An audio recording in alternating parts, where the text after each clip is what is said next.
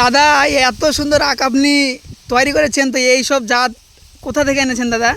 ভাই আমরা প্রথমে পাঞ্জাব থেকে ভাই এই কুশলগুলো আমরা সঞ্চয় করি, তারপর থেকে আমরা ধরেন এই গ্রামে অল্প অল্প করে লাগিয়ে বীজটা বানিয়ে ফেলান। তো খুব ভালো ফলন ভাই কুশলটায়।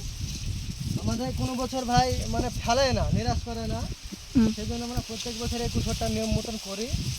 তো খুব সুবিধাজনক আবাদ আপনার এটা। তো দাদা এই আখ করতে খরচ কত হয়? আমার আপনার একটু 15 কাঠার মতো হয়ে আছে। আমার 30,000 টাকা খরচ হয়েছে ভাই।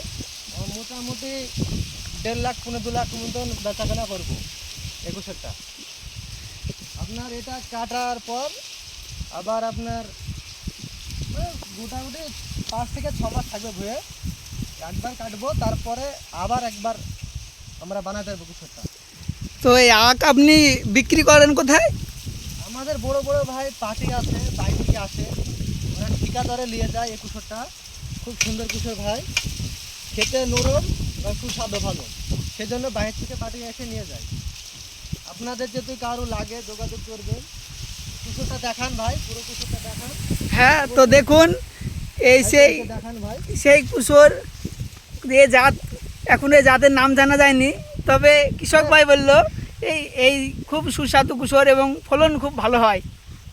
দেখুন আপনারা সেই সুন্দর হয়েছে।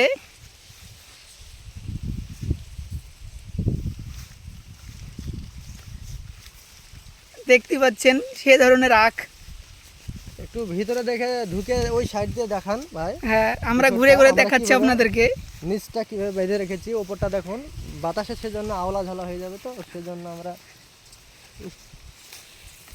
দেখুন ভাই পুষ্পগুলো দেখুন ভাই, যাকে বলে দেখুন দেখুন ভিতরটা দেখুন